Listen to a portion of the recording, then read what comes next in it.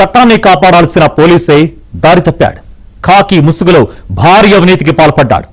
సాధారణ కానిస్టేబుల్ గా చేరిన అతను రాత పరీక్షతో ఎస్ఐగా ఎంపికయ్యాడు. ఇక అక్కడి నుంచి తన సామ్రాజ్యాన్ని విస్తరించుకుంటూ డీఎస్పీ స్థాయికి వచ్చిన అతడు అవినీతి తిమింగలంగా మారిపోయాడు. తెలంగాణ పోలీస్ శాఖలో అతి భారీ అవినీతి తిమింగలం పట్టుబడింది.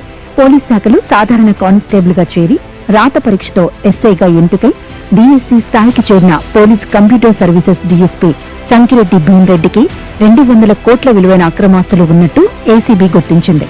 బినామీల పేరిట హైదరాబాద్ నగరం పరిధిలో కర్ణాటకలో పెద్ద సంఖ్యలో ఆస్తులు కొనుగోలు చేసినట్టు తేల్చింది. ఈ మేరకు భీమ్రెడ్డిని అరెస్ట్ చేసి దర్యాప్తు చేస్తున్నట్టు ఏసీబీ అధికారులు వెల్లడించారు. హైదరాబాద్ గోల్కొండ ఇబ్రహీంబాగ్లోని భీమ్రెడ్డి నివాసం, ఆయన సొంతూరు మహబూబ్ నగర్ జిల్లా ఆలూరులోని ఇల్లు, ఆయన బంధువులు, బినామీల నివాసాలు కలిపి 16 చోట్ల ఏకకాలంలో దాడులు చేశారు.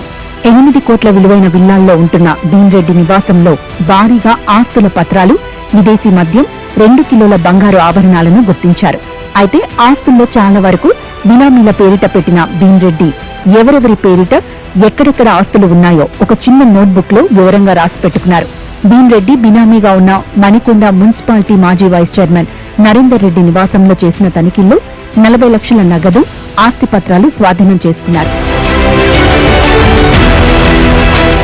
భీమ్రెడ్డి ఇంట్లో జరిపిన సోదాల్లో 3.6 లక్షల నగదు, 2 కిలోల బంగారు ఆభరణాలు, 20 కిలోల వెండి వస్తువులు, బ్యాంకు ఖాతాల్లో 19.91 లక్షల బ్యాలెన్స్, చాలా ఖరీదైన 23 విదేశీ మద్యం బాటిళ్లను ఏసీబీ అధికారులు గుర్తించారు. అంతేకాకుండా భారీగా ఆస్తి పత్రాలను స్వాధీనం చేసుకున్నట్లు సమాచారం. పోలీస్ శాఖలో ఒక డీఎస్పీకి ఈ స్థాయిలో ఆస్తులు బయటపడటం చర్చనీయాంశంగా మారింది.